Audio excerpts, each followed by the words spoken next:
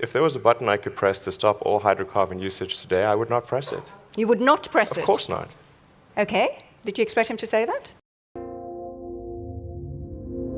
What kind of a threat do you think you are to the oil and gas industry? Well, I don't think we're much of a threat. I mean, yet. Yet. I mean, the more obvious threat is that we're going to run out of hydrocarbons to mine and burn. That's rather obvious. I mean, it's not no time soon, judging from the comments we've had this morning. So it's getting harder and harder to find hydrocarbons, and it's getting much more expensive to extract them.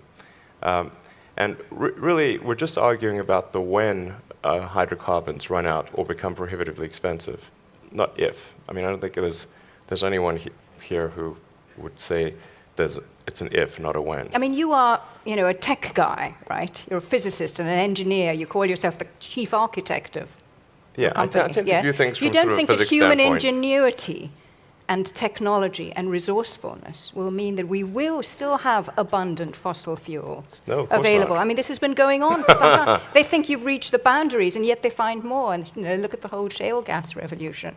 There are time extensions on the game, but the game is going to come to an end. That should be absolutely certain, obviously, frankly. But I don't have any fundamental dislike of hydrocarbons. I simply look at the future and say, what is the thing that will actually work? And using a non-renewable resource obviously will not work. So we must find an alternative. But if there was a button I could press to stop all hydrocarbon usage today, I would not press it. You would not press it? Of course not. You would not press it because... It would cause because human civilization to come to a halt. Every hospital would have to close down. That would be ridiculous. So it would be irresponsible to press that button. But what does need to happen is to, if we can, accelerate the transition towards renewables. That's the sensible thing to do.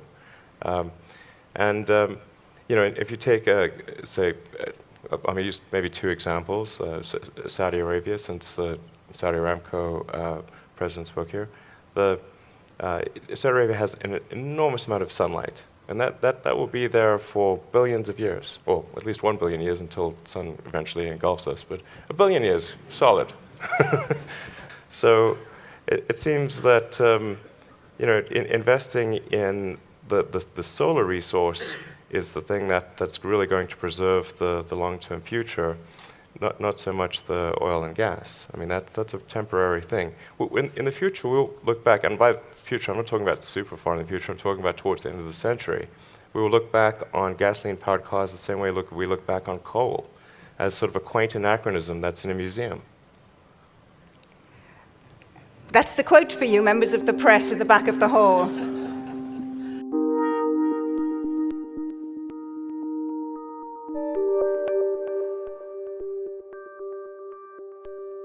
But people are not objects on an assembly line. That's a ridiculous notion. So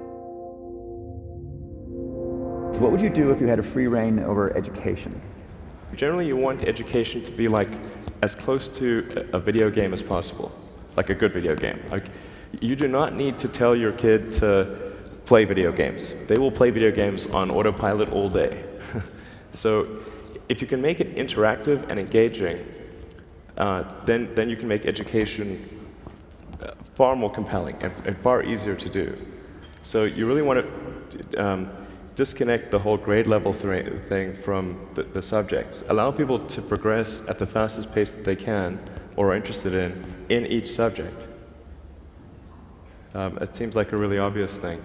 I mean, I think like most teaching today is a lot like vaudeville, where and as a result, it's just not that compelling. It's like somebody standing up there and lecturing to you, and they've done the same lecture several years in a row. They're not necessarily all that engaged or in doing it. Do you agree with Peter Thiel about the unnecessariness of university, higher education? A university education is often unnecessary. That's not to say it's unnecessary for all people, but I think you probably learn about as much, or the vast majority of what you're going to learn there in the first 2 years, and most of it is from your classmates. Now, for a lot of companies, they do want to see the completion of the degree, because they're looking for someone who's going to persevere and see it through to the end, and that's actually what's important to them. So it really depends on what somebody's goal is. If the goal is to start a company, I would say no point in finishing college.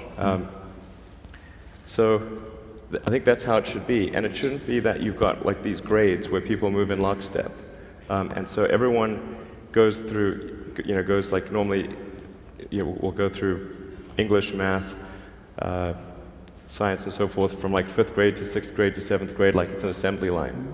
But people are not objects on an assembly line. That's a ridiculous notion.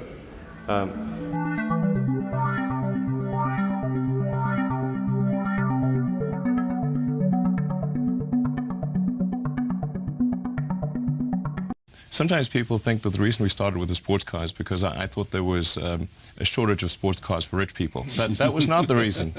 It was simply that anything we produced would be expensive because we did not have the economies of scale necessary to make things inexpensive.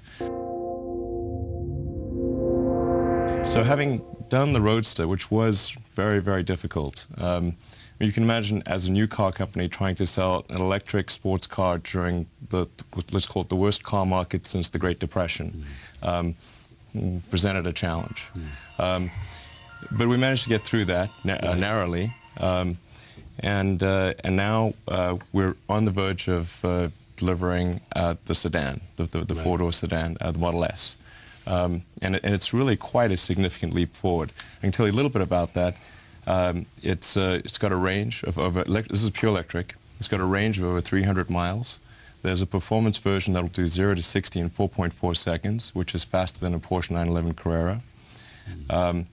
It'll actually be 5-star crash rated in every category, without exception, by 2012 standards. This is a very difficult thing to meet. In fact, my understanding is that there is not a single vehicle that is 5-star crash rated in every category by 2012 standards. The strategy of Tesla from the beginning has always been to start with a low volume, high price car, then go to a medium volume, mid price car, and then end up with low price, high volume. Right.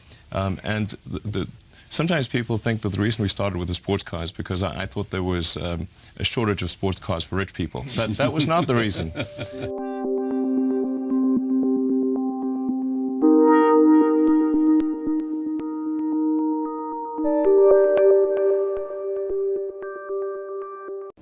At the time, it wasn't from the perspective of making a lot of money, because nobody had made any money on the internet in '95. But it seemed to me that the internet was something that would create effectively like a nervous system for humanity. And if everything got connected, then anyone, anywhere, if you were in sort of a jungle in middle of the Amazon jungle in South America or something, and you had an internet connection, you'd have access to all the world's information. In fact, you'd have access to more information than the US president did in, let's say, 1980. So it'd be pretty incredible and transformative. So I thought, well, I wanted to be part of helping make that happen. And so I decided to put my studies at Stanford on hold and start an internet company, initially to help the media companies get online. So we had as investors and customers New York Times Company, Hearst, Knight Ridder, and so forth. And that ended up working out. So we sold that company and then created PayPal. And the idea behind PayPal was simply to facilitate payments on the internet. Because at the time, if you bought something from someone, you'd have to mail them a check. And it would take weeks to conduct the transfer. And we figured out how to make it really fast and easy to transfer funds from one person to another. And that actually grew super fast. It grew virally. And the key to that was figuring out how to